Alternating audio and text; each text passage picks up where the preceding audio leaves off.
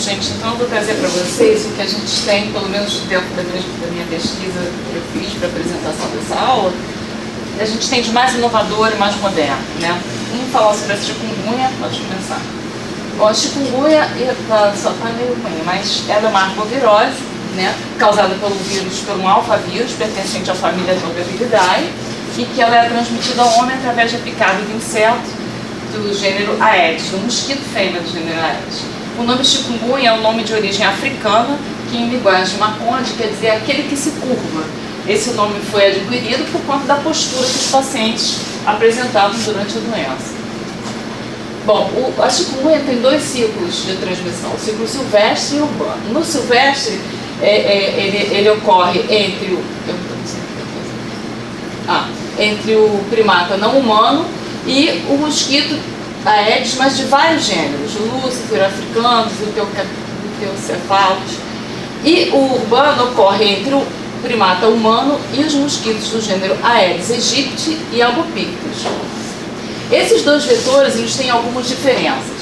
A gente pode ver no aspecto, né? O dorso do Aedes aegypti é cheio, todo listradinho, e o Albopictus tem apenas essa listra alba aqui. Existem outras diferenças com relação, por exemplo, ao hábito. O Aedes aegypti ele costuma ficar próximo ao seu alimento, ou seja, dentro da casa da gente, próximo ao homem. O Albopictus não, ele é mais selvagem, ele costuma ficar assim nos parques, nos canteirinhos, próximo da nossa casa. Existe uma diferença também em termos de distribuição geográfica. O Aedes aegypti ele é mais de região tropical e subtropical. O Albopictus ele tem uma abrangência maior, pegando também região quente e climas temperados. Existem 4 diferentes tipos de linhagem genética viral da chikungunya. A africana ocidental, a leste central sul-africana, que é uma das principais, a Ásia e a do Oceano Índico. Bom, uma breve história da chikungunya, né? A chikungunya foi pela primeira vez isolada na África, na Tanzânia, em 1952. Aí, a partir daí, conseguiu-se então diagnosticar e verificar quais eram as febres realmente chamadas de chikungunya. Ela se alastrou pelo sul da África e pela Ásia. Mas em 2004 houve uma mutação no vírus. E o vírus se tornou extremamente replicável dentro de um dos seus vetores, do Aedes albopictus, né? E como a gente viu anteriormente, o albopictus tem uma abrangência maior. Então, houve uma disseminação intensa da chikungunya pelo mundo todo. Eu faço só um adendo aqui, que esse surto começou no Quênia, e essa pequena ilhazinha aqui, a ilha chamada Reunião, foi uma ilha extremamente afetada. 2/3 da população ficou comprometida, foi um grande problema de ordem econômica e médica, né? Bom, e a chikungunya chegou no Brasil em 2014. Chegou pelo Oiapoque, que foi o genótipo asiático, e pela Feira de Santana, lá na Bahia, o genótipo CSA. Próximo. No Rio de Janeiro, ela chegou em 2015. Esse aqui é um site da prefeitura que a gente tem um levantamento do número de casos relatados, né, gente, até julho de 2019. E trouxe mais para vocês verem que a gente ainda tem uma grande quantidade de incidência de chikungunya no Rio, e isso são os casos relatados, fora os que não foram relatados, né? Próximo. Bom, o vírus da chikungunya ele é um vírus de RNA positivo, possui um envelope formado por glicoproteínas, E1 e E2, possui um capsídeo que protege o genoma. Esse capsídeo é formado por proteína C. Aqui a gente tem a fotografia, né, microscopia eletrônica do vírus. Bom, fisiopatologia. Uma vez que o mosquito introduz o vírus no ser humano, esse vírus rapidamente procura as células que ele tem tropismo, né, que são os fibroblastos e os macrófagos, onde começa a sua intensa replicação, né? Os macrófagos levam então esse vírus até o gânglio linfático, onde ocorre outra grande replicação, e finalmente ele cai na circulação sanguínea, se direcionando aos órgãos-alvos, como o fígado, baço, músculo, articulações e o cérebro. Bom, uma vez que esse paciente foi infestado, ele tem de 3 a 7 dias para desenvolver os sintomas, né? E os sintomas da chikungunya, a chikungunya pode apresentar sintomatologia assintomática, ou seja, em 5 a 25 dos casos a pessoa não apresenta sintoma, ou pode ser sintomático. E nesse caso a gente divide em 3 fases: aguda, subaguda, crônica e as formas atípicas, que são as formas mais graves. Vamos começar pela fase aguda, né? Bom, ela dura de 7 a 14 dias, tem um início abrupto, é caracterizada por uma intensa artralgia, que normalmente é uma poliartralgia simétrica, com presença de edema, atinge principalmente as articulações de mão, punho, pés e tornozelos, né? O edema também pode se estender à face, ela também tem a presença de um exantema, né, em 50% dos casos, uma grande astenia, um grande cansaço muscular em 93% das pessoas, dor de cabeça e outros sintomas mais generalizados, assim, como conjuntivite, diarreia, náuseas, vômitos, né, linfadenopatia. Bom, passada a fase aguda, o paciente entra na fase subaguda, que pode durar 3 meses. Nessa fase, os sintomas da fase aguda, febre, aquilo tudo, dá uma melhoradinha. Porém, 50% das pessoas permanecem com essa dor articular e com uma astenia intensa, muito que dificulta o dia a dia do paciente, né? E uma rigidez matinal também interessante. Esses sintomas, eles podem ser contínuos ou intermitentes, né? Ou seja, você pode ficar uma semana bem e aí ficar 2 semanas com problema, aí depois volta a ficar mal e com problema. A gente não tem um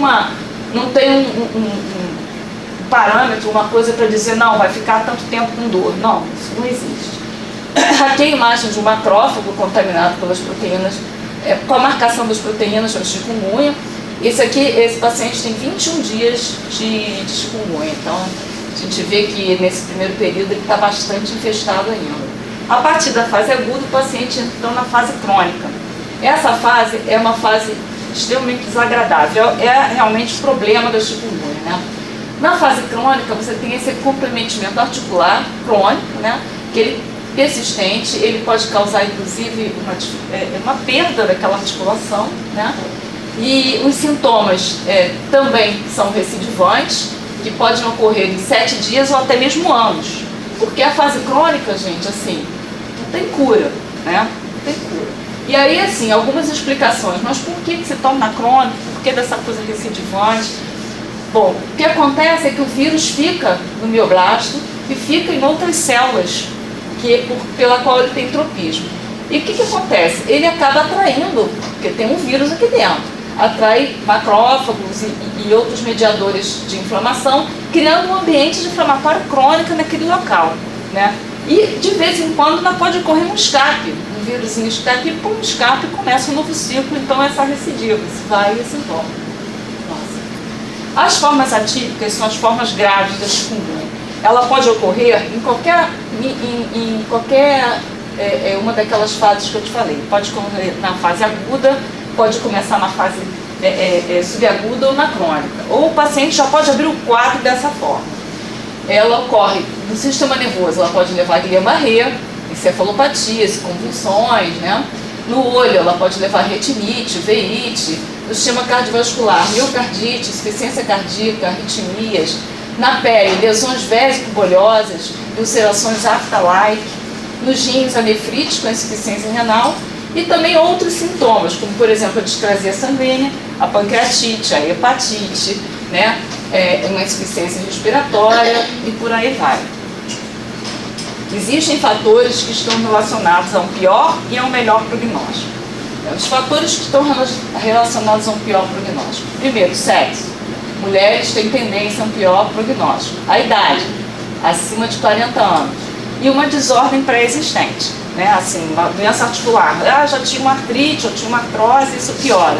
E também a presença de comorbidades, como diabetes mellitus, hipertensão, qualquer outro tipo de patologia.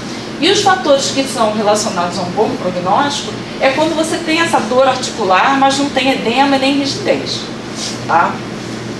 Bom, vou falar aqui um pouquinho de um capítulo especial, que é da chikungunya na gravidez, né?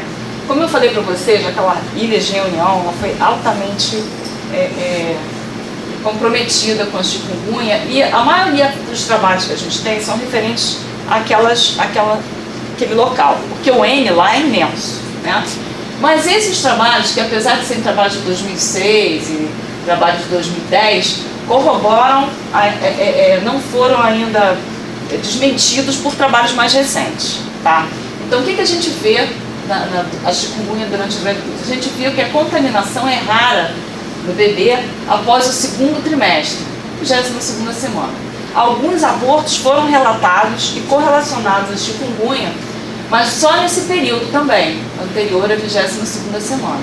Não houve nenhum tipo de malformação congênita, não houve teratogenia. O problema da contaminação é o que a gente chama de contaminação intraparto. O que é isso? 4 ou 7 dias antes da mulher entrar em trabalho de parto, se ela se torna virêmica, né, ela tem 50% de chance de ter um bebê com chikungunya. E 90% dessas crianças evoluem na forma grave da doença. Ou seja, o neném nasce, ele fica uma semana internado, essa doença geralmente aparece entre 2 a 3 dias de vida, pode aparecer em forma de convulsão, insuficiência cardíaca, pericardite, essas lesões bolhosas que são bastante comuns, né? E aí o neném é tratado. Se der 7 dias e o neném não apresentar nenhum sintoma, ele é acompanhado até os 2 anos de idade, assim mesmo, tá? Porque é uma doença nova, a gente não sabe direito como é que isso evolui, né? Alguns bebês podem ter uma resistência maior, então isso tudo está sendo estudado ainda. Mas esse é o protocolo para essas crianças. Próximo. Bom, vamos fazer o diagnóstico diferencial. Bom, aqui, o diagnóstico diferencial principal da chikungunya com outras arboviroses, né? Principalmente a dengue e a zika. Gente, a zika é muito mais tranquila, né? Se a gente tiver que pegar alguma delas, essa daqui é melhor. Portanto, que você não esteja grávida, porque o risco de morte é com relação a neonatos, né? A zika, mas tem uma febre menos intensa, não apresenta uma mialgia nem uma artralgia intensas, né? O que ela tem mais marcante é a conjuntivite. Já a chikungunya com a dengue, elas são muito semelhantes, né? O que difere? A mialgia, por exemplo. A dengue, você tem aquela sensação, dor muscular, de que um carro passou por cima de você, né? Na chikungunya, você não tem muita mialgia, o que você tem é uma artralgia intensa, coisa que não ocorre tanto no dengue. Edema, você tem um edema articular, né? Moderado a intenso, coisa que você não tem praticamente na dengue, né? Você tem uma trombocitopenia, que é importante na dengue, não é tão importante na chikungunya, né? Acometimento neurológico é sempre maior na zika, por conta do acometimento neonatal. A discrasia sanguínea é frequente na dengue e o risco de morte é maior na dengue, né? A chikungunya não tem um risco de morte tão intenso. Eu não coloquei aqui entre nós uma outra arbovirose que é a maiaro, né? Que ela já está entre nós, né? A gente não tem como negar isso. Aqueles 3 casos que foram detectados em Niterói são casos daqui, nossos, são autóctones, né? E ela é muito semelhante, mais semelhante até do que a dengue, a chikungunya. É difícil diagnosticar. Então, como é que está sendo feito o diagnóstico? Né? Na verdade, não está sendo feito, fica só com as orelhinhas em pé. A pessoa chega para você com suspeita de uma arbovirose, você não é zika, não é dengue, não é chikungunya, então é maiaro. É assim que está sendo feito o diagnóstico, ou seja, empírico, né, gente? Pelo menos por enquanto é assim. Próximo. Diagnóstico, vamos falar então agora do diagnóstico laboratorial. Como é que a gente vai fazer esse diagnóstico? Existem 3 principais testes que são o diagnóstico da chikungunya: isolamento do vírus, a detecção desse RNA genômico, pelo PCR, e o teste sorológico, GNGG. Esse diagnóstico ele é feito principalmente na fase aguda, né? Que é o isolamento do vírus e a detecção do RNA genômico. O isolamento do vírus você pode fazer até o 4º dia de infecção, depois é complicado. E o PCR você pode fazer até o 7º dia, então isso já é uma coisa difícil, né?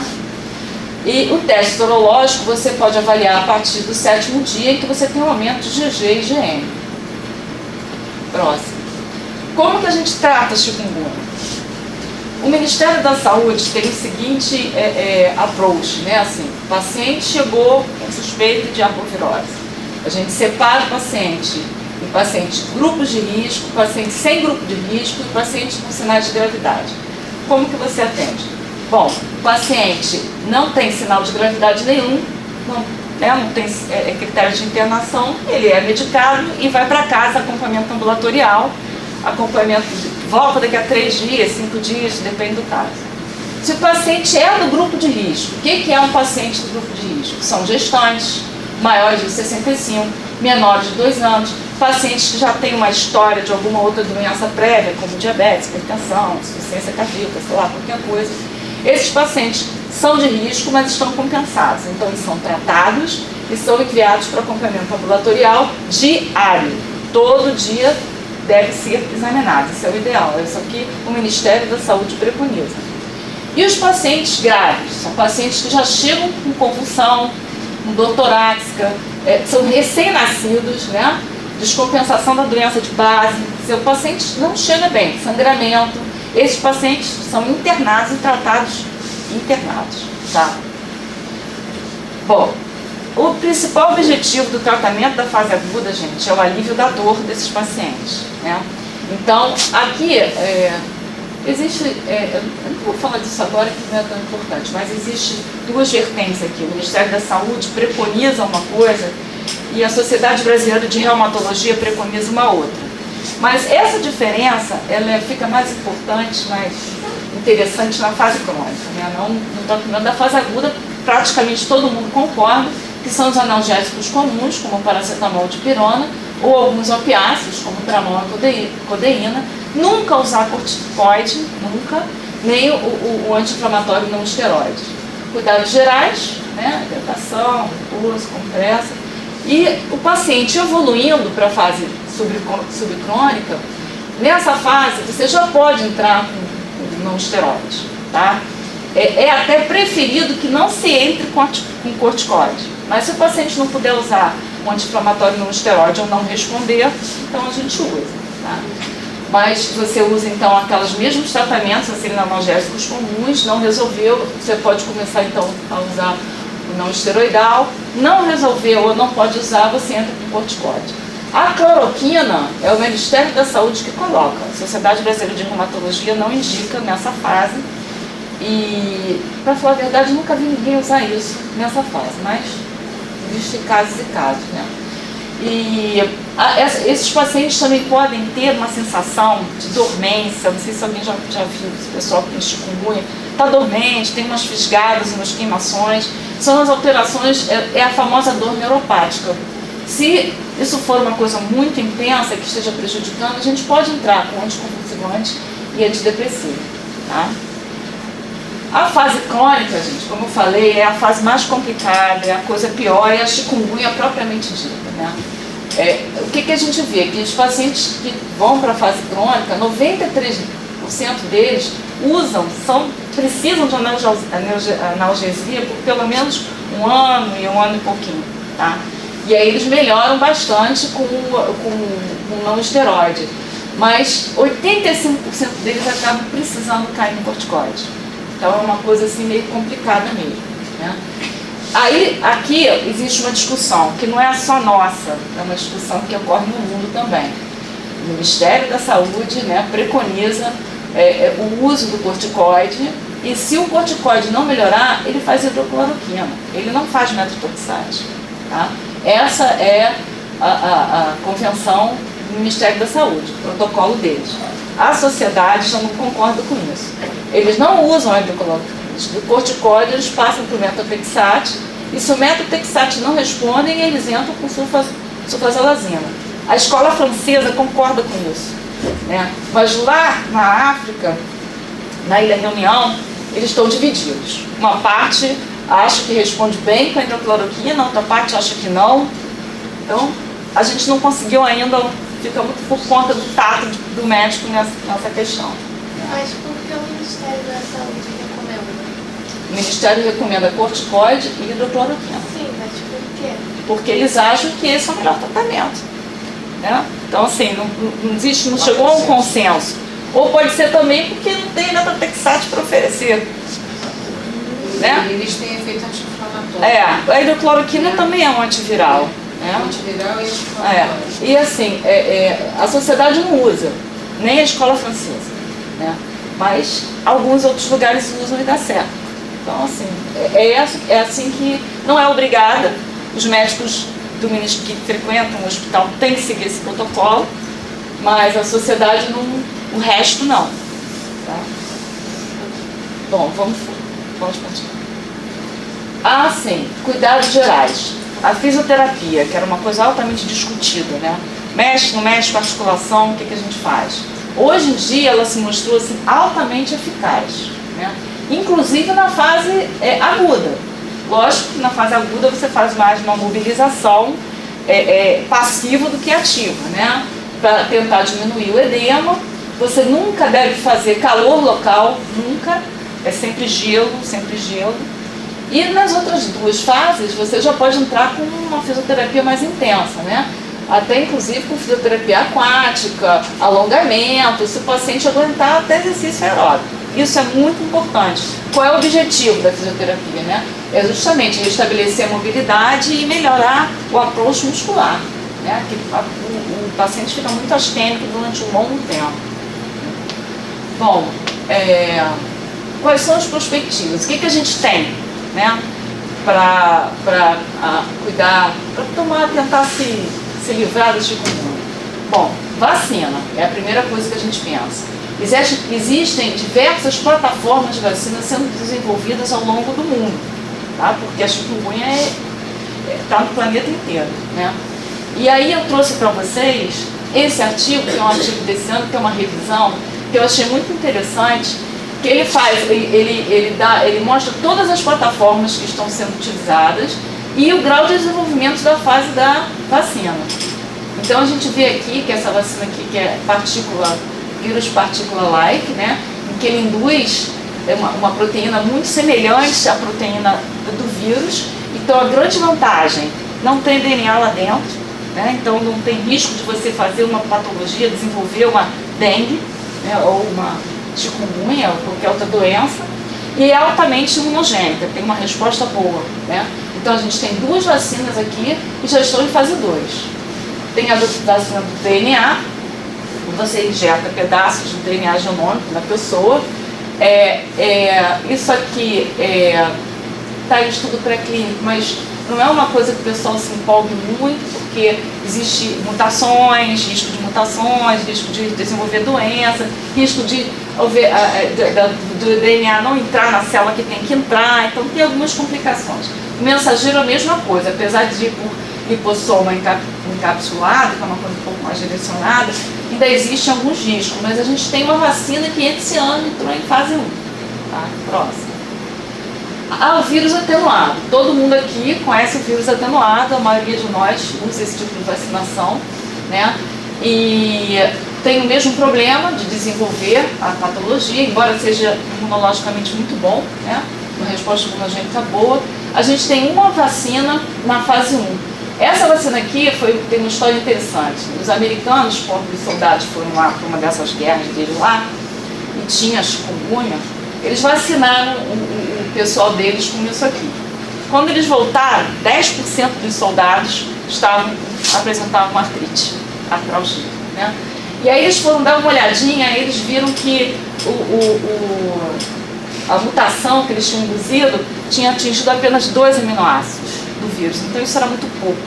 E aí eles criaram uma nova vacina, dessa vez atingindo um número maior de aminoácidos, 66%, e aí deu certo e entrou na fase 1. Né? Mas o engraçado é que eles antes testaram no pessoal deles, né? Estavam indo pra guerra, né? Para ver que não deu certo, aí viram, e aí tem essa aqui que está entrando na fase 1.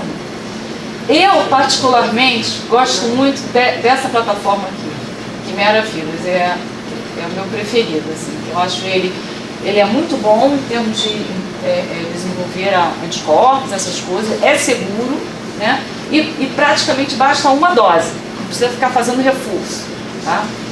Então, o Quimera Vírus, o que é esse tipo de vacina? Você pega uma parte do vírus que você vai escolher para introduzir e uma parte do DNA da chikungunya, né? Une os dois e aí você aplica como plasmídio. Vocês já devem ter vocês colocarem na internet, vocês vão ver essa aqui. Essa aqui já está, aqui está escrito que é pré-clínica, mas ela já entrou na fase 1, tá?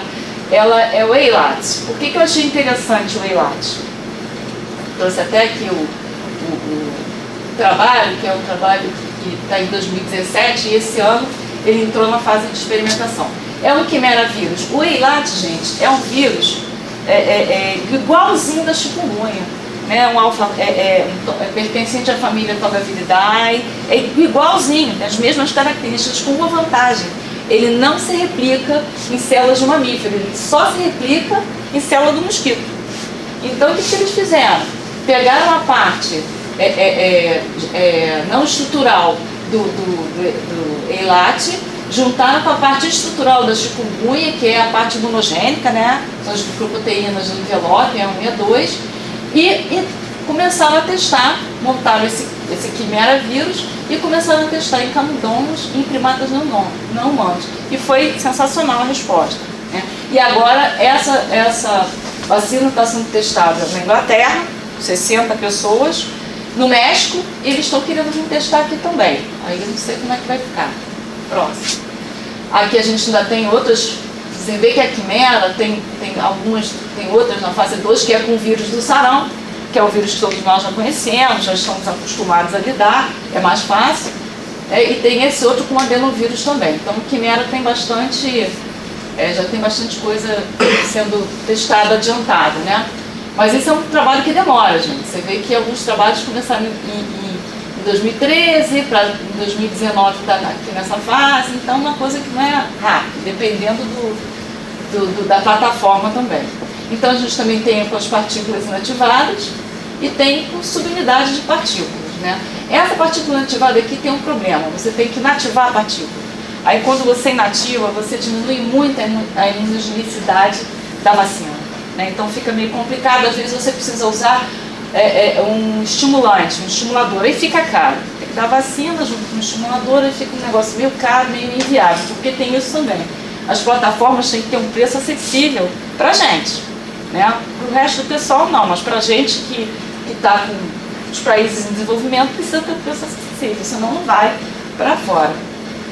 E aí o que a gente tem em termos de tratamento?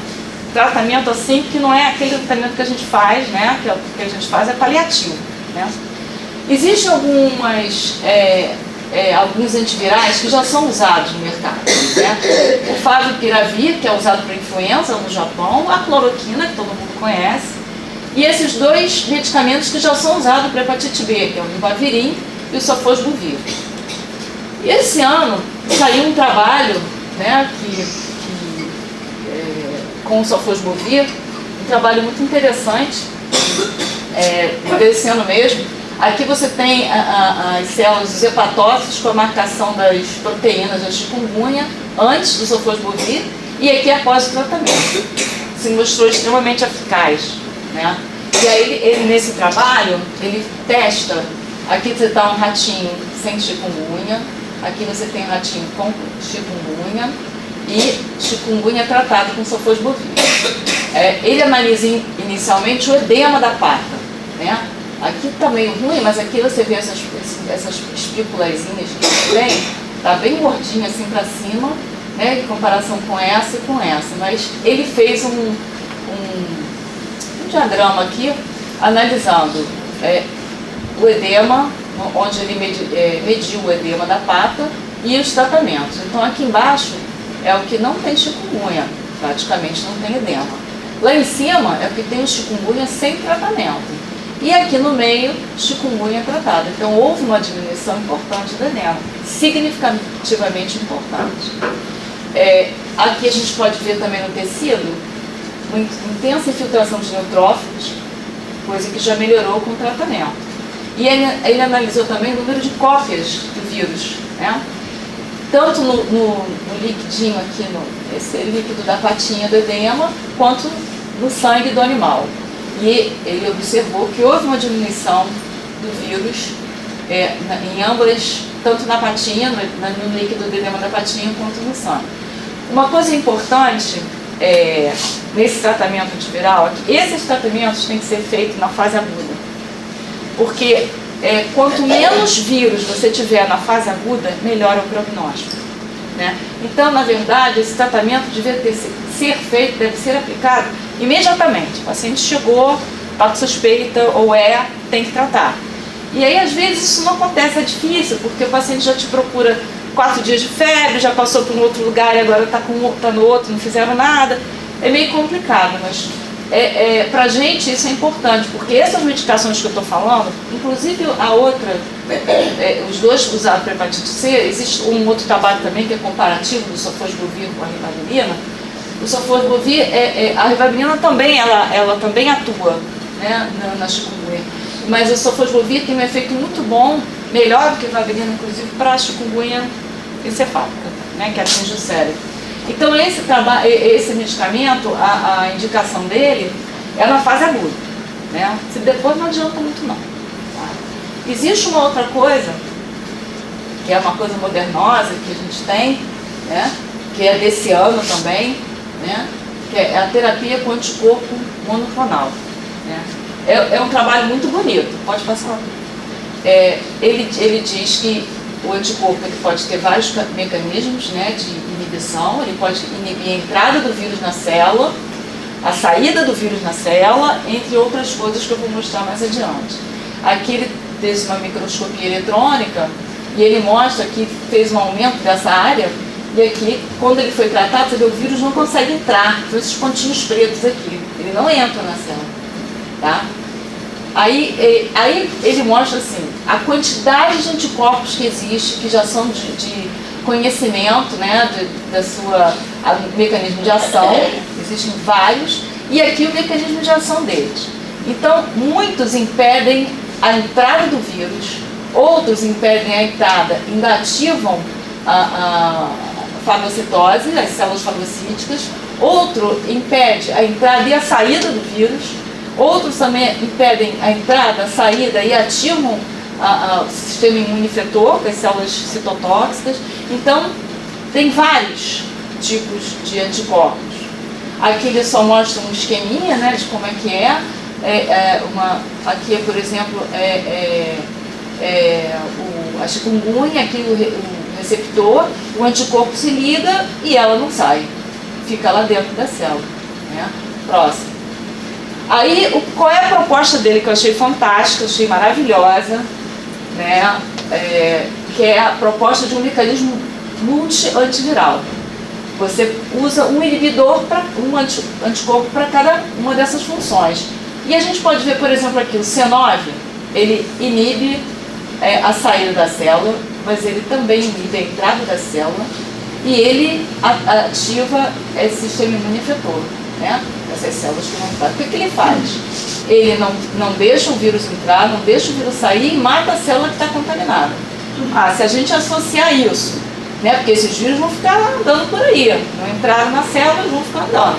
Se a gente associar isso a um outro anticorpo, chikungunya 152 ou 166, que ativam a ação fagocítica para eliminar esses vírus que ficam aqui fora, cara, fantástico. Você tirou todo mundo que está do lado de fora, matou todo mundo lá de dentro, impede a entrada e saída. Isso é muito bacana, eu acho muito legal, só que isso é caro pra caramba, né? Eu acho difícil, pelo menos numa situação mais imediata, aqui, né, no nosso país, a gente conseguir um tratamento desse tipo. Tá? Então, diante disso tudo, gente, as vacinas devem demorar, vai sair uma vacina, mas deve demorar uns 5 anos. Né? E a gente tem esse período aí para aguentar. O tratamento, a gente tem esse tratamento viral, com antivirais, mas é uma coisa complicada por causa da fase que a gente pega do paciente. E esse aqui é muito bacana, eu adorei, mas ele é meio caro. O que a gente tem então, efetivamente? É a prevenção, não tem jeito, tá? É usar protetor, repelente, tomar aqueles cuidados de água parada, proteger a tua casa, receber o pessoal do controle ambiental da chikungunya. Então, é isso aí que a gente tem. A gente, apesar de ter vacinas correndo solto, terapias antivirais, monoclonais, a gente ainda cai aqui nessa historinha da prevenção, tá? É isso. Muito legal. Alguém tem alguma pergunta? Goiânia, eu acho que foi bem interessante. Só para, não sei se vocês sabem, a Ilha Reunião lá que ela falou, é um polo turístico imenso. É da França, na verdade, é um território francês.